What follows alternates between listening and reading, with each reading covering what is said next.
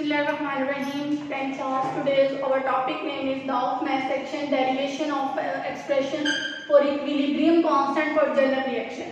ये हमारा आज का जो है वो टॉपिक है.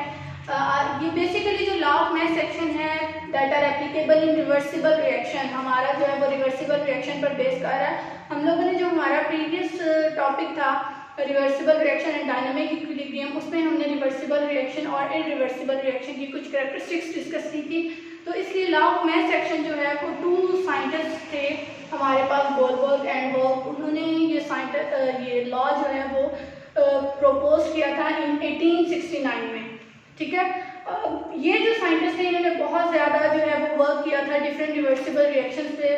फिर उन्होंने जाके लॉ ऑफ मास एक्शन जो है वो एप्लीकेबल किया था. ठीक है, basically law of mass action की स्टेटमेंट को हम लोग डिस्कस करने से पहले हमें टू टर्म्स का अच्छे तरीके से नो होनी चाहिए. Number 1 is active mass and number 2 is rate of reaction. अब जो हमारे पास रेट ऑफ रिएक्शन है मींस जब भी रेट ऑफ रिएक्शन आएगा इसका मतलब है कि आपका रिएक्शन क्या हो रहा है, स्पीड ऑफ रिएक्शन हो रहा है, कि आपका रिएक्शन क्या कर रहा है, स्पीड अप कर रहा है. और अगर आपकी एक्टिव मास की बात आती है कि मींस जो भी आपका मास एक्टिव हो, ठीक है, जो भी मास आपका एक्टिव हो और रिएक्शन में टेक पार्ट कर रहा हो उसको कहते हैं एक्टिव मास. लेट्स सपोज अगर मैं एग्जांपल लिखती हूँ यहाँ पे 2H2 प्लस ऑक्सीजन, ठीक है, तो ये मेरे पास वाटर जो है वो बन जाएगा. ठीक है, अब जो भी हमने कहा कि मास एक्टिव मास होगा वो क्या होगा, रिएक्शन में टेक पार्ट कर रहा होगा. मींस ये 2 मोल्स ऑफ ऑक्सीजन है, हाइड्रोजन है, ठीक है, ये हमारा क्या है, एक्टिव मास है. क्या है, एक्टिव मास.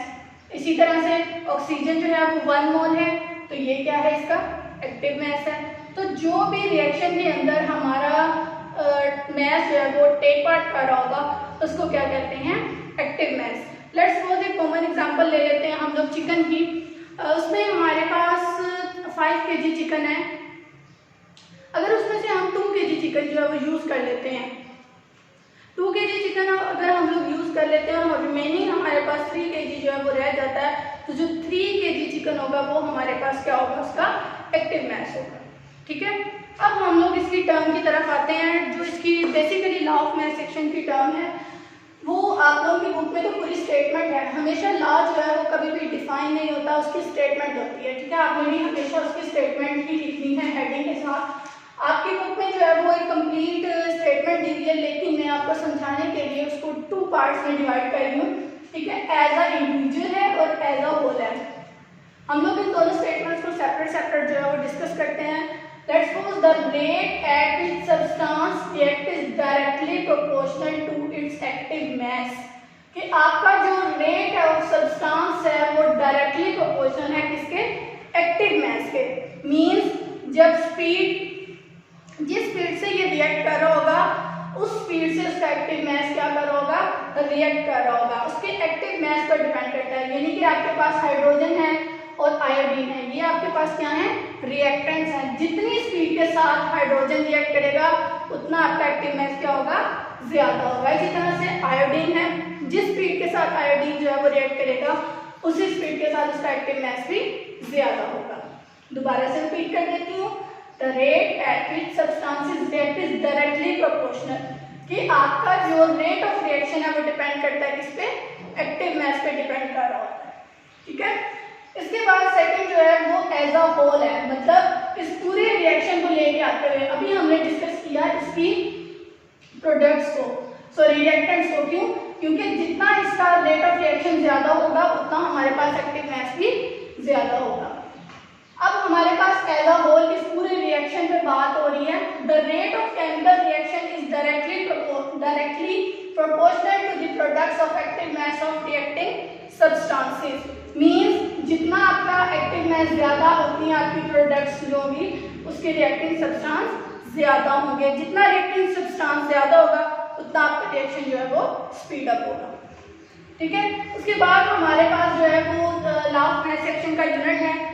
यूनिट जो है हमारे पास लॉ ऑफ मास एक्शन का वो है मोल पर dm³.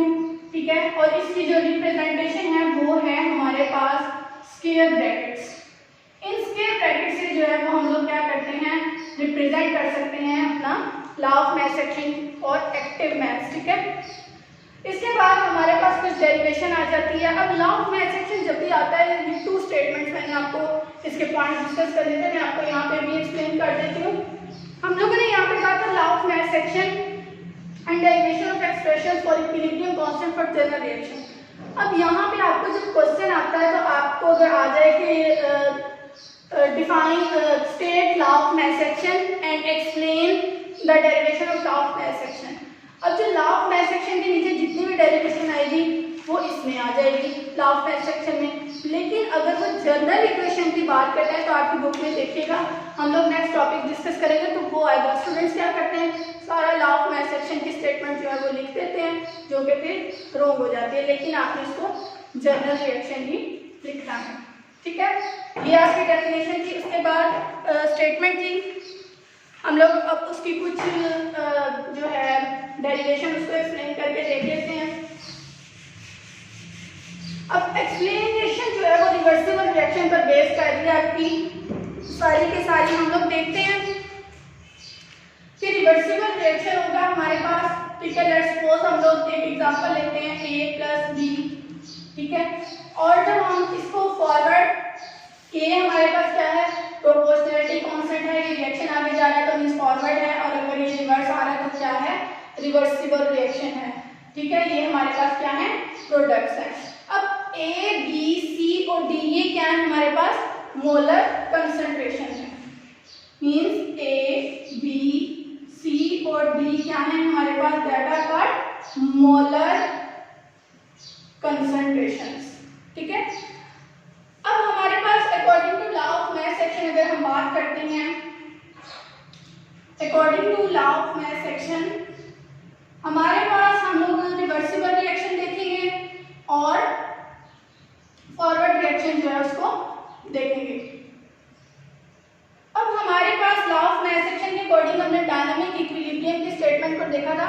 उसमें था कि rate of forward reaction is equal to rate of reverse reaction.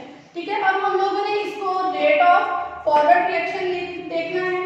ये इसका रेट ऑफ फॉरवर्ड रिएक्शन है, rate of forward reaction.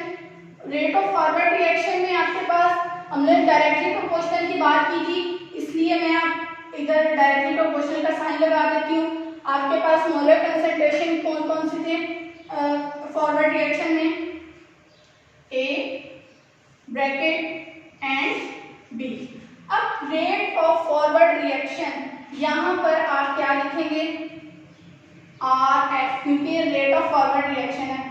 Proportionality का साइन फिनिश होगा तो क्या आ जाएगा, K F bracket A and bracket B. ये आपके पास रेट ऑफ फॉरवर्ड रिएक्शन हो गया।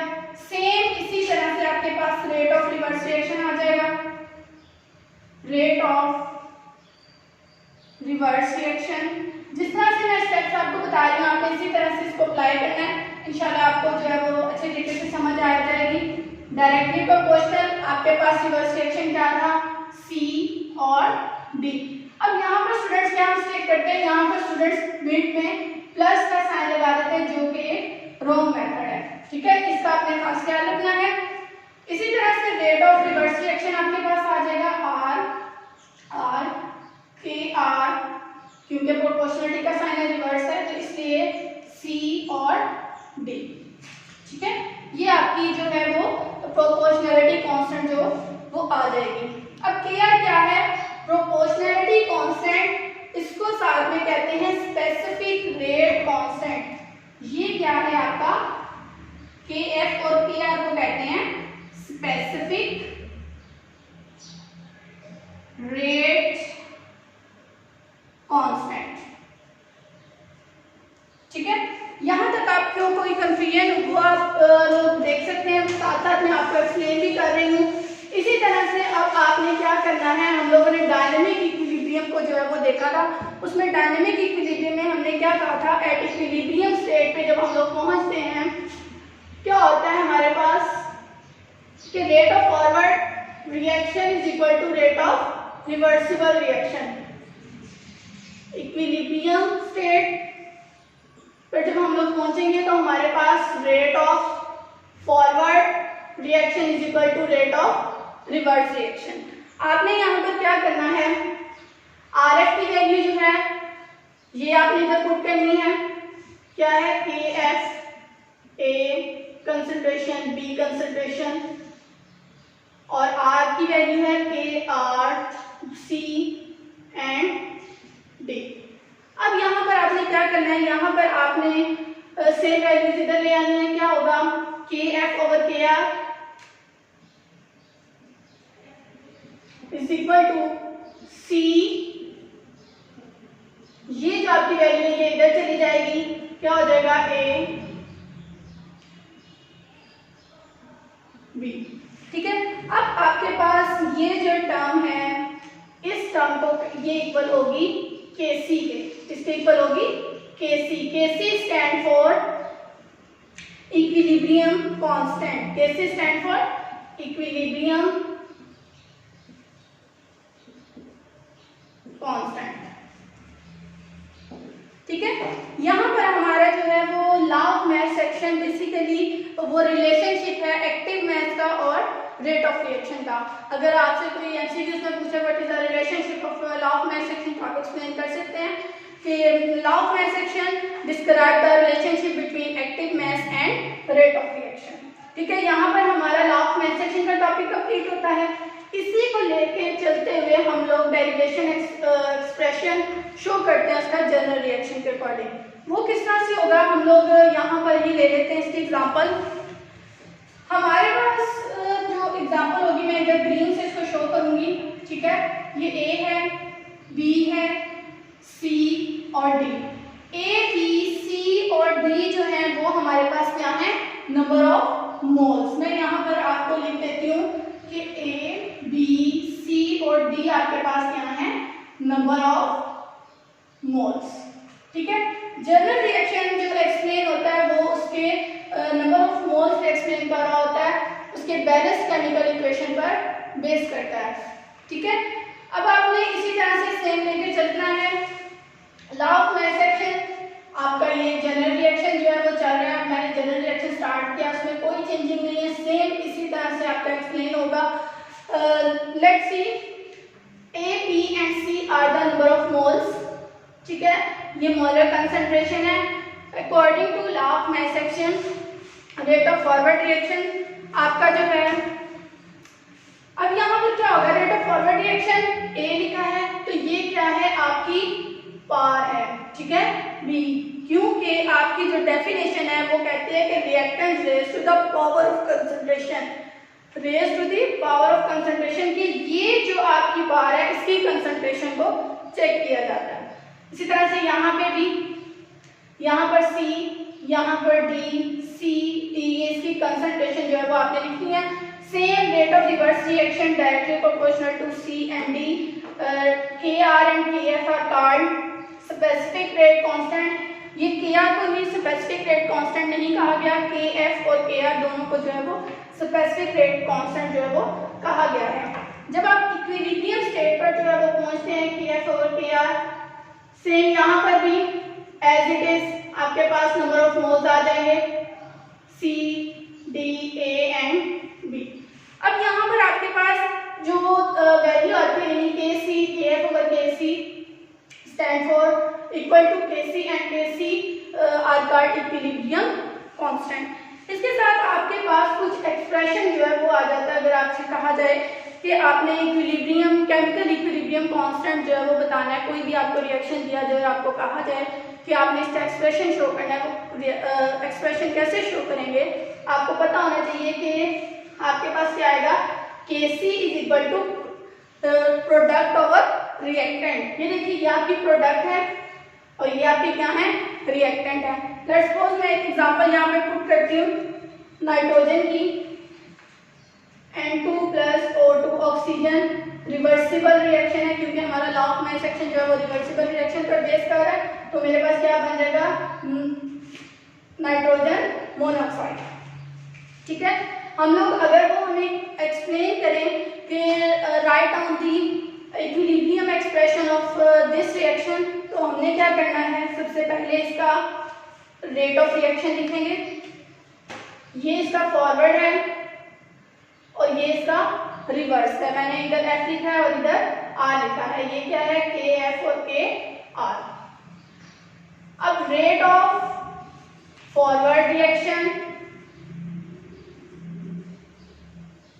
ठीक है। अब रेट ऑफ फॉरवर्ड रिएक्शन में आपके पास क्या है, आर है, ठीक है। तो के एफ आपके पास क्या आ जाएगा, N2 और O2, ये आप लोग देख सकते हैं। इसी तरह से same as it is rate of reverse reaction. अब rate of reverse reaction R F, sorry R R के आर, यहाँ पर ये N2 जो है वो इसको बैलेंस केमिकल इक्वेशन के लिए कितने मोल्स हैं, तो ये क्या होगा N2 ऑल स्क्वायर। अब आपने इसका जो लिखना है एक्सप्रेशन को किस तरह से लिखेंगे, प्रोडक्ट ओवर रिएक्टेंट, ये आपकी प्रोडक्ट है, तो ये क्या आएगा N2 square over N2 O2, ठीक है। ये हमारा यहाँ पर जो है वो कंप्लीट जो है वो हो रहा है हमारे पास। मैं इधर आपको बता देती हूँ, यहाँ पर थोड़ी सी स्पेस कम है, यहाँ पर आप लोग देख सकते हैं प्रोडक्ट ओवर रिएक्टेंट आएगा, तो NO यहाँ पर आपका स्क्वायर और यहाँ पर आपका N2 प्लस O2, ठीक है। ये हमारा इस तरह से इक्विलिब्रियम एक्सप्रेशन जो है वो हम लोग इसका लिख सकते हैं। इसके साथ हमारा यहाँ पर ये टॉपिक कंप्लीट होता है और आपने अच्छे तरीके से इसको राइट करना है 1 और 2 टाइम्स, जनरल रिएक्शन भी और एक सिंपल जो इसका रिएक्शन है वो भी। जज़ाकुमुल्लाहुल खैर।